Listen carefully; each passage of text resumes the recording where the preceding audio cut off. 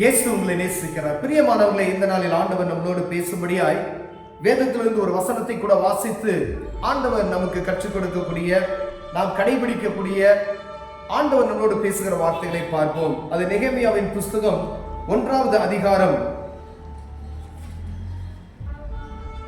11வது வசனம் கடைசி பகுதி இப்படியாக சொல்லுகிறது: இன்றைக்கு உமது அடியானுக்கு காரியத்தை கைகூடி வர பண்ணி இந்த மனுஷனுக்கு முன்பாக எனக்கு இரக்கம் கிடைக்க பண்ணியருளும் என்று பிரார்த்தித்தேன். நான் ராஜாவுக்கு பானபாத்திரக்காரனாய் இருந்தேன். பிரியமானவர்களே, நெகேமியா வேறொரு தேசத்துல ஒரு அடிமைத்தனத்துல அர்த்தசாஸ்திர ராஜாவுக்கிட்ட அங்க அந்த பாபிலோனுடைய ராஜாட்ட இருக்கக்கூடியதை நாம் பார்க்க முடிகிறது. பிரியமானவர்களே, அப்பொழுது தேவ சமூகத்துல போய் இவர் ஜெபம் செய்கிறார். எதுக்காக? நாம் மனிதர்கள் கையில தயவு கிடைக்கும்படியாய் தேவ சமூகத்துல போய் அவர் ஜெபிக்கிறத அந்த முதலாவது வசனத்துல நம்ம வாசித்தோம் அப்படின்னா அவருடைய ஜெபத்தினுடைய காரியத்தை நாம் அறிந்து கொள்ள முடியும். பிரியமானவர்களே, அதாவது மனிதர் கையில தயவு கிடைக்க செய்கிறவர் யார் அப்படின்னா ஆண்டவர் தான். ஒரு ராஜாவின் கையில தயவு கிடைக்க செய்கிறவர். ஒரு வியாபாரியா இருக்கிறீங்க அப்படின்னா அந்த வியாபாரிகளுக்கு ஆண்டவர் மனுஷர் கையில தயவு கிடைக்க செய்யணும்னா ஆண்டவர் தான் கிடைக்க செய்ய முடியும். பாருங்களேன், பாருங்க, இந்த ராஜா இவரு நெகேமியா ஜெபம் பண்றாரு. அதாவது இன்றைக்கு உமது அடியானுக்கு காரியத்தை கைகூடி வர பண்ணி இந்த மனுஷனுக்கு முன்பாக இரக்கம் கிடைக்க செய்தருளுவீராக. காரியத்தை கைகூடி வர செய்கிறது, இரக்கம் கிடைக்க செய்கிறது, மனுஷர் கையில தயவு கிடைக்க செய்கிறது. பிரியமானவர்களே, இவர் கேட்கிற காரியம் சாதாரணமான ஒரு காரியம் அல்ல என்பதை நாம் அறிந்திருக்கிறோம். பிரியமானவர்களே, நெகேமியா அங்கு பானபாத்திரக்காரனாய் இருக்கிறார் அப்படின்பதை நாம் வேதத்துல வாசிக்கிறோம். பாருங்க, அவர் கேட்கக்கூடிய காரியம் பயங்கரமான ஒரு காரியம். ஒரு சாதாரண ஒருவேளை பாருங்க, இன்னொரு தேசத்துல இருக்கிறாரு, அதுவும் ராஜாவின் சமூகத்துல அவர் பானபாத்திரக்காரனாய் இருக்கிறார் என்று சொல்லப்படுகிறது. அவருடைய முகம் வாடலாய் இருக்கிறதை பார்த்து ராஜாவை கேள்வி கேட்கக்கூடிய ஒரு சூழ்நிலைக்கு நேராக தள்ளப்படுகிறார். உனக்கு வியாதியா இருக்கிறதா அப்படின்னா சொல்லி. ஆனா அவர் ராஜாட்ட போய் கேட்டதுமே அவர் மறு உத்தரவு என்ன செய்ய பாருங்களேன்: என் தேவனுடைய தயவுள்ள கரம் என் மேல் இருந்தபடியால் ராஜா அவைகள் எனக்கு கட்டளையிட்டார். இது ஒரு பெரிய ஒரு கதை. இது உண்மையா நடந்த ஒரு கதையில இதை ஈஸியா நம்ம சொல்லிட்டோம்.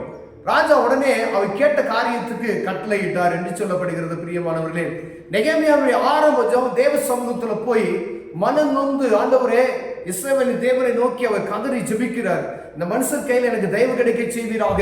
என் தேசம் பாலாய் கிடக்கிறது, அந்த தேசத்தை கட்டுவதற்காக என் தேவ சமூகத்துல போய் நான் ராஜாட்ட பெர்மிஷன் கேட்க போறேன் அப்படின்னு சொல்லி கேட்கும் பொழுது இரக்கம் கிடைக்கணும்னு சொல்லி தான் ஜெபம் பண்றாரு. பாருங்களேன், அப்ப ஒரு தேசமாய் இருந்தாலும் சரி, ஒரு வீடா இருந்தாலும் சரி, ஒரு நாடாய் இருந்தாலும் சரி, ஒரு பகுதியா இருந்தாலும் சரி, ஒரு குடும்பமாய் இருந்தாலும் சரி, உங்க வியாபார ஸ்தலமாய் இருந்தாலும் சரி, அந்த இடத்துல முதல்ல தயவு கிடைக்க செய்கிறது ஆண்டவர் என்பதை நான் புரிந்து கொள்ள வேண்டும். பிரியமானவர்களே, பாருங்க, நெகேமியா ஆண்டவர் சமூகத்துல போய் ஜெபித்தார். உடனே ஒரு பெரிய காரியத்திற்கு ஆண்டவர் அற்புதம் செய்தார். அந்த ராஜாவின் கையில தயவு கிடைக்க செய்து விட்டார், இரக்கத்தை கட்டளையிட்டு விட்டார். அது சாதாரணமான காரியம் அல்ல.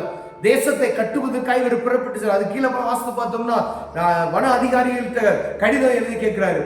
மரங்கள் எனக்கு தேவைப்படுது, நான் தங்குறதுக்கு நான் ரூம் போடணும், அதுக்கான அநேக மரங்கள் எனக்கு வேணும், உங்க நாட்டுடைய வன அதிகாரிக்கு எனக்கு கடிதம் தாங்கன்னு சொல்லி கேட்கிற எல்லாத்தையுமே அவர் தராரு. அப்ப மனிதர் கையில் தயவு கிடைக்க செய்கிறவர், இரக்கம் கிடைக்க செய்கிறவர் இயேசு மாத்திரமே. சர்வ வல்லமையுள்ள தேவன் அவர்.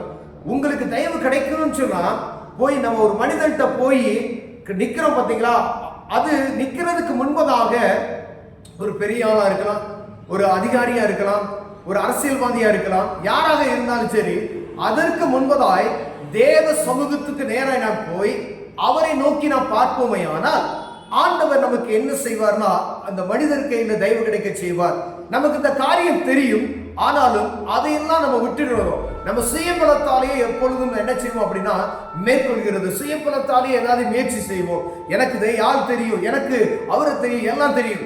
இவர் பானபாத்திரக்காரனாய் இருக்கிறார். ராஜாவின் அரண்மனையில அவர் தான் அவருக்கு அந்த திராட்சரசம்லாம் அவர் கொடுக்கணும். பாருங்க, அப்ப அவருக்கு நல்ல பவரான மனுஷன். அவர் உடனே கேட்டா கொடுத்துருவார் அப்படின்னு சொல்லலாம். ஆனா அவர் கேட்கக்கூடிய காரியம் பயங்கரமான காரியம். ஒரு தேசத்தையே அவர் கட்டுவதற்காக அந்த காரியத்தை கேட்கிறார். அப்ப முதல்ல அவர் என்ன செய்யறார் பாத்தீங்கன்னா, தேவ சமூகத்துல போய் கண்ணீர் விட்டு அழுகிறார். ஆண்டவரே, ஜனத்துக்காய் மனம் இறங்குவீராக, இஸ்ரவேல் ஜனங்கள் இப்படி இருக்கிறார்களே, தேசம் பாழாய் கிடக்கிறதே என்று சொல்லி விண்ணப்பம் பண்ணுகிறார். ஒரு சுயநலமான ஜெபம் அல்ல.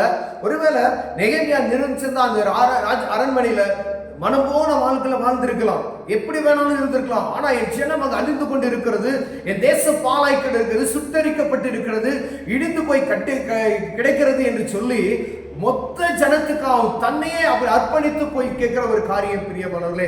ராஜா செய்யலாம், இல்ல வெளியே போன்னு சொல்லலாம், என்ன வேணாலும் நடக்கலாம். ஆனா அவருடைய சுயபலத்தெல்லாம் நம்பாம தேவ சமூகத்துக்கு முன்பதாய் போய் அவரை நோக்கி பார்த்து விண்ணப்பம் பண்ணிட்டு அதுக்கப்புறம் என்ன செய்றாரு, ராஜாவிட்ட கேட்கறதுக்காக போகிறார். அற்புதமான அந்த காரியத்தை நம்ம வாசித்தோம்னா அருமையா எழுதப்பட்டு இருக்கிறது பிரியமானவர்களே.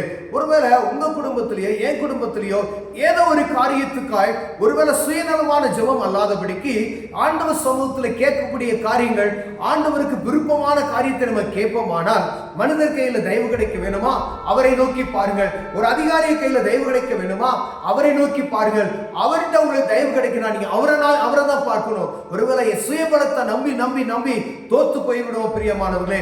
இரக்கம் செய்கிறவர் அவர்தான், மனித கையில தயவு கிடைக்க செய்கிறவர் அவர்தான். அவரை நோக்கி பார்த்தோமானால் எல்லார் கையிலும் தயவு கிடைக்க செய்வார். கண்களை மூடுவோம், ஜெபம் செய்வோம். அன்பின் தகப்பனே, உம்மை நோக்கி பார்க்கிற இருதயத்தை எங்களுக்கு தாங்க ஆண்டவரே.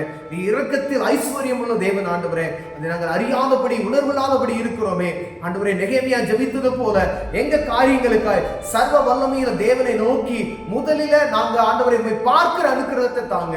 இயேசுவின் நாமத்தில் பிதாவே, ஆமென்.